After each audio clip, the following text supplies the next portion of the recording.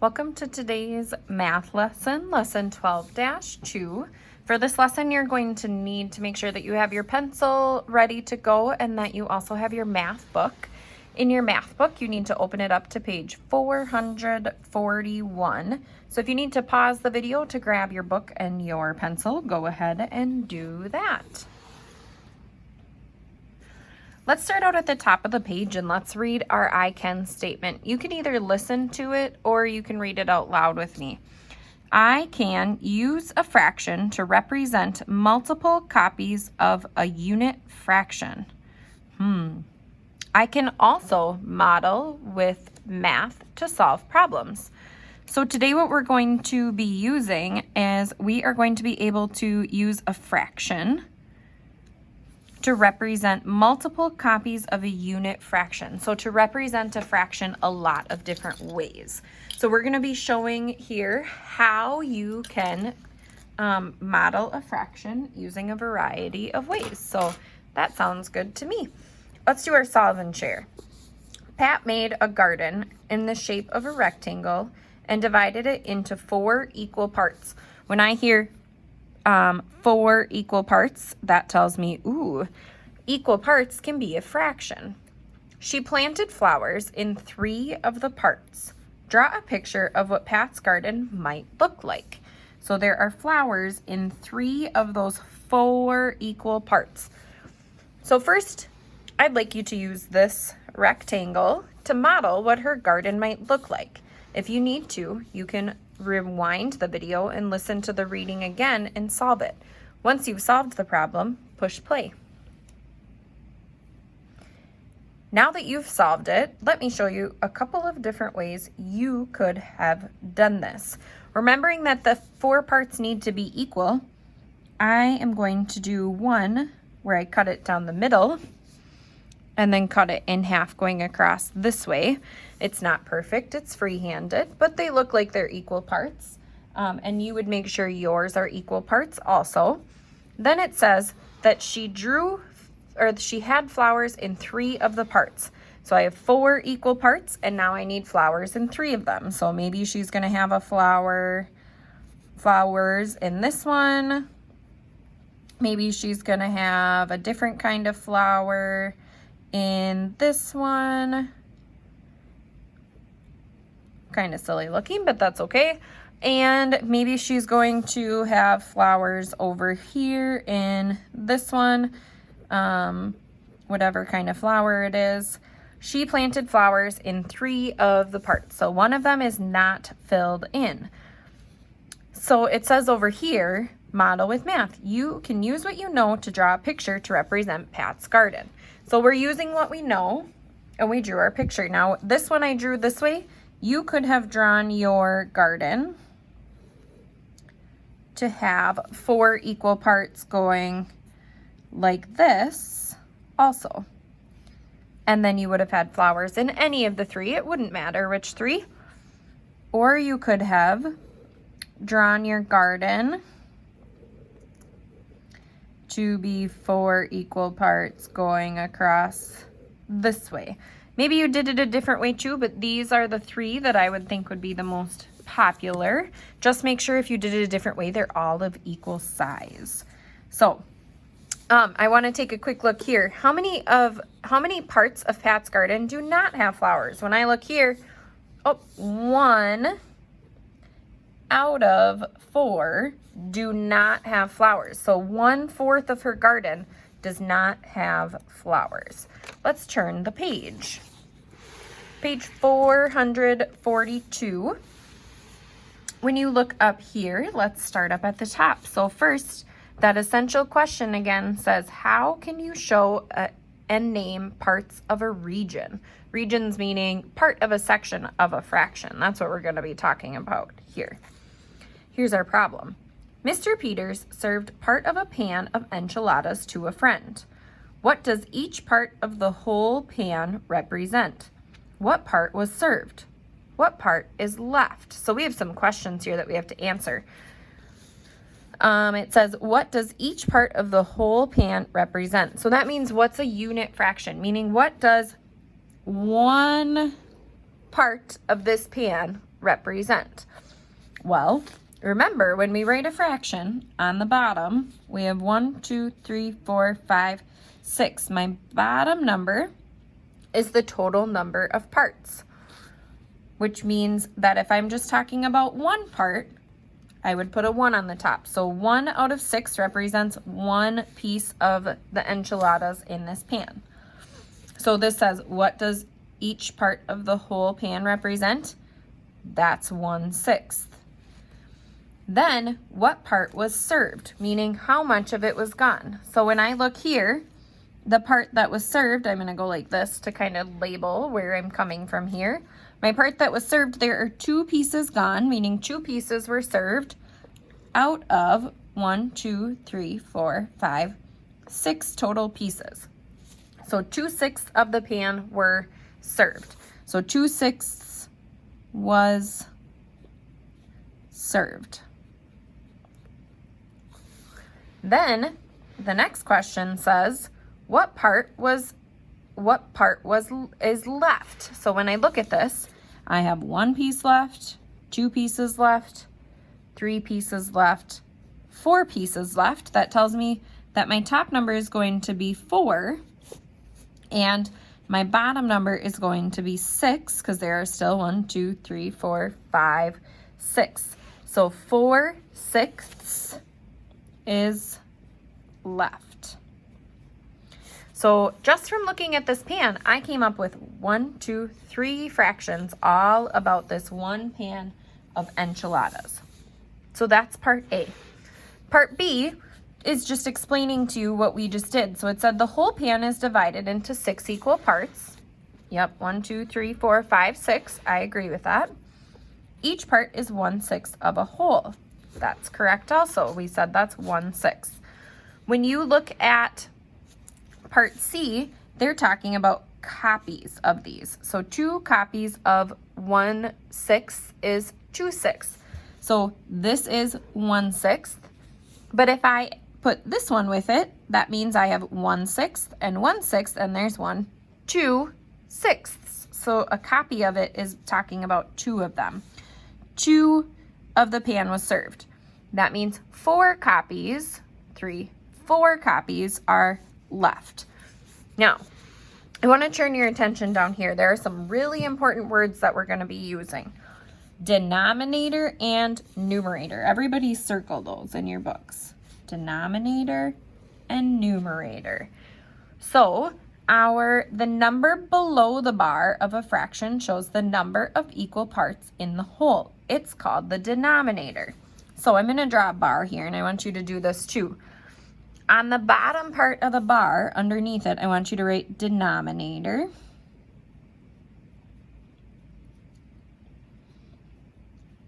And then above it, I want you to write numerator. Our numerator is above our denominator. It says here, the number below the bar shows the number of equal parts in the whole. So the denominator is the total number. The symbol means number. And the numerator is the part.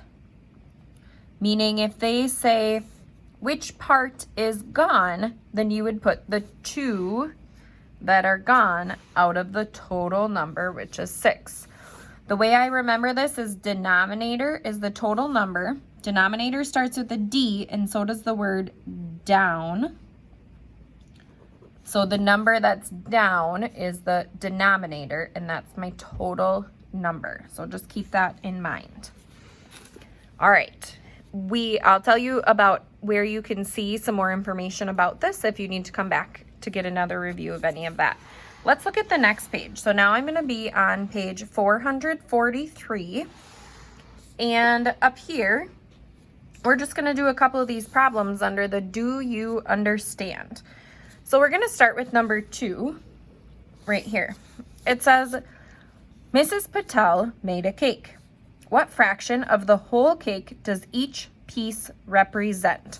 So what fraction of the whole cake does each piece? When I hear each piece, That tells me that my numerator is going to be 1. So my top number is going to be 1.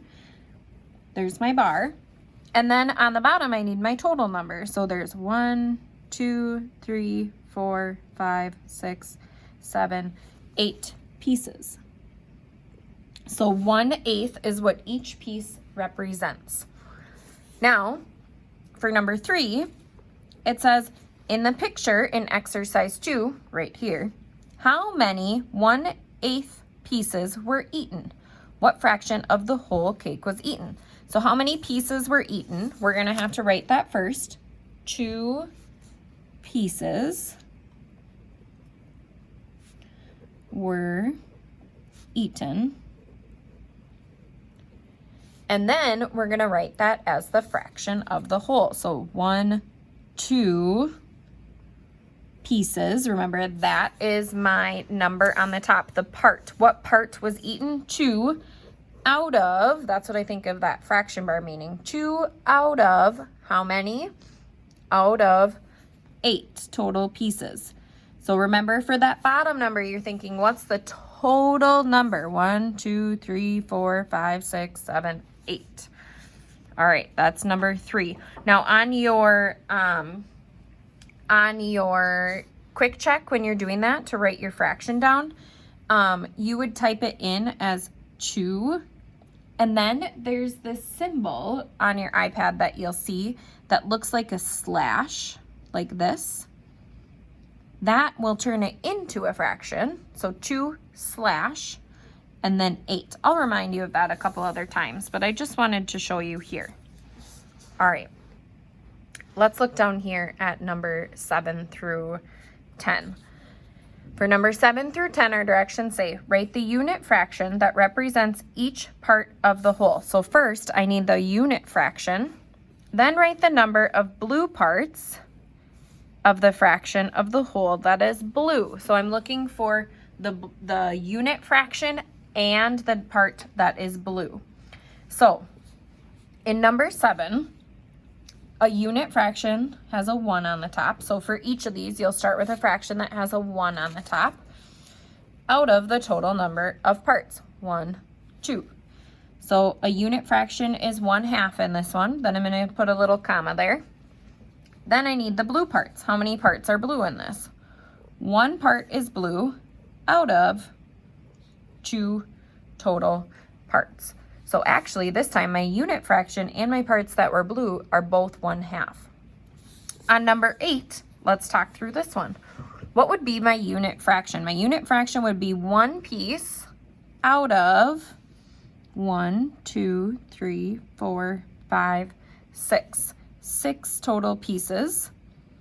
Then for my next piece, I need to write the number of blue parts and the fraction of the whole that is blue.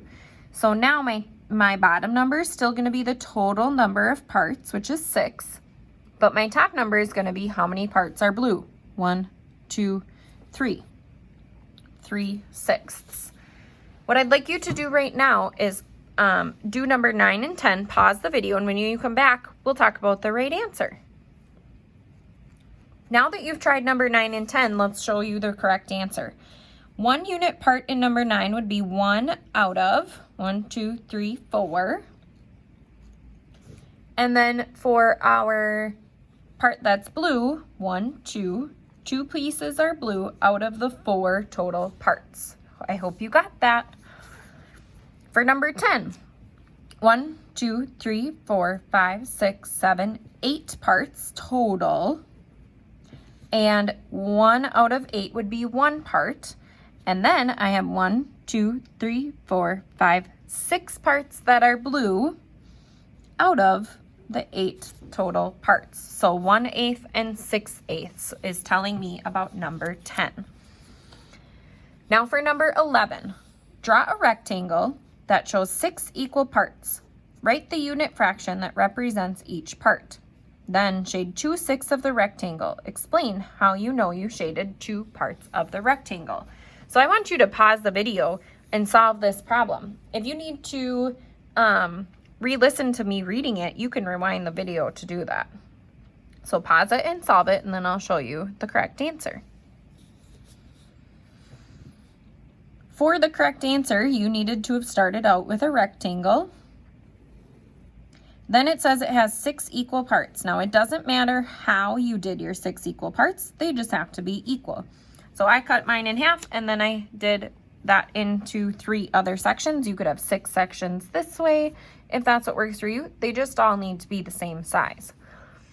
Then it says, write the unit fraction that represents each part. So each part on here is 1/6. Then shade 2/6 of the rectangle. 1, and I could shade this one or this one. It doesn't matter the other one I shade. I just need 2 of them shaded in. And it says, explain how you know that's 2/6 of the rectangle. Well, I would know it because I have 2 parts colored in out of 6 total parts. So 2 colored in parts out of 6 total parts. Kind of messy writing there, sorry. All right, good job. Let's turn the page to the next page. Now, we are on page number 444. Great job with this. Let's work on these questions. So, my first question here says, fill in the blanks in the fraction. In the fraction 4/7, 4 is the blank and 7 is the blank. Is 4 the numerator or the denominator?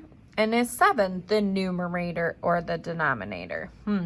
Remember we said denominator has a D and D is down. My one that's down is the 7, so 7 is the denominator. And 4 is the numerator. All right, let's look at number 13. We're gonna do some generalizing, meaning we're gonna think about this kind of in a more open way. Divide the grid below into fourths. Ooh, that's the first part. I want you to divide this into fourths, meaning into 4 parts.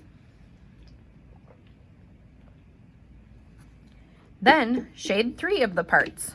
How are you gonna shade 3 of those parts? It doesn't matter which 3, as long as they're the same size. Write a fraction that represents the shaded area. I'm gonna do mine quick here. You already have yours done. There's my 3 parts shaded in.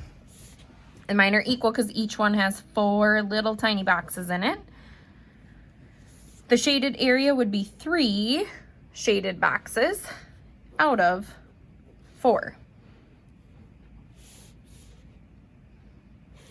Then it says, what can you generalize about your fractions? It also says write a fraction to represent the unshaded area. The unshaded area is 1 out of 4. What can we generalize about this?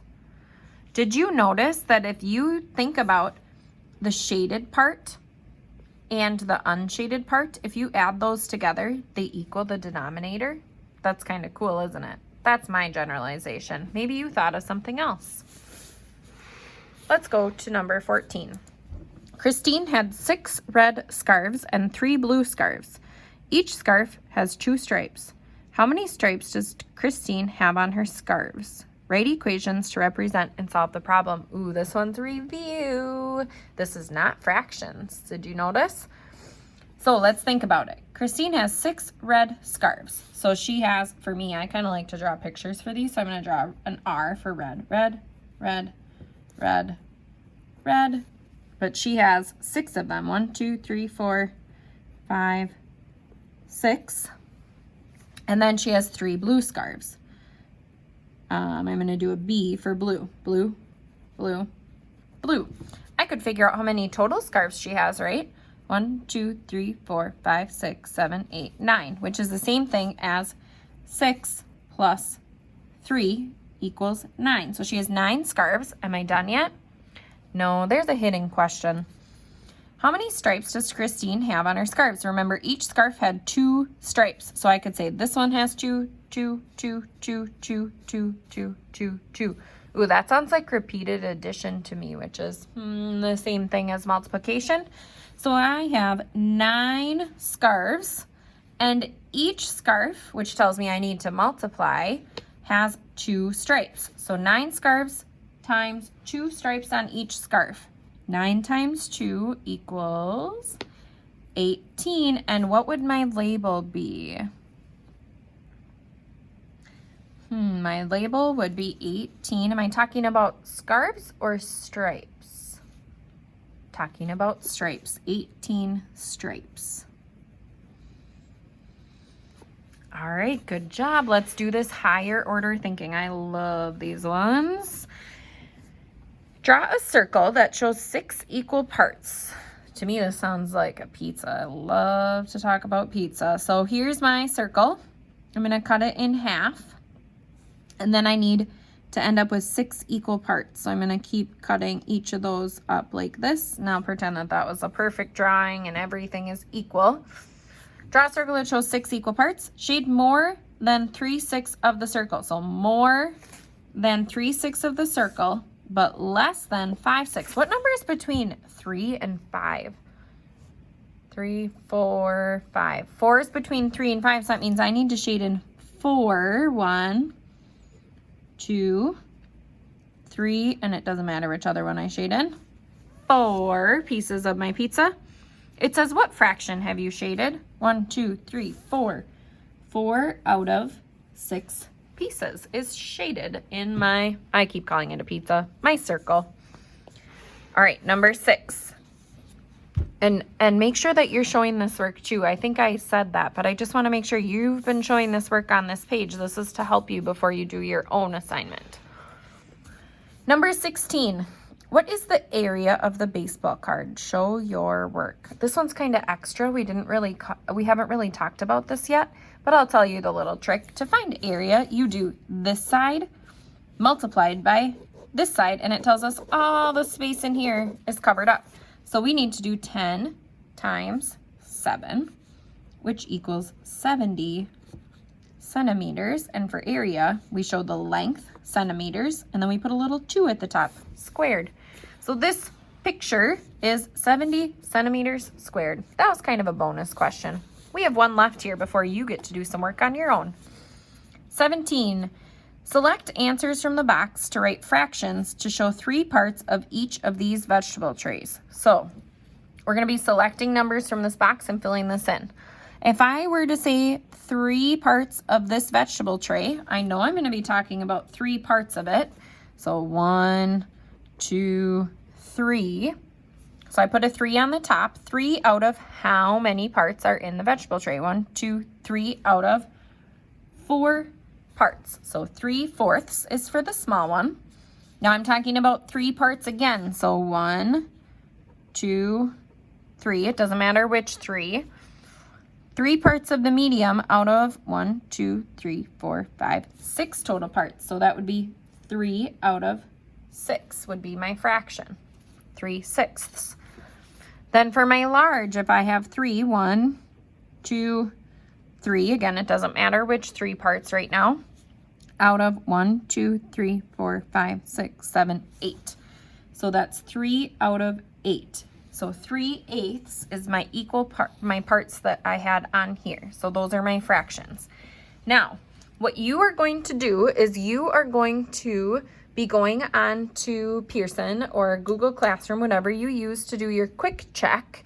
And to do your quick check, if you get there and you're like, oh man, I'm stuck, your teacher's posted the visual learning for you, which is what we talked about on this page. And if you need to rewatch that visual learning, go ahead.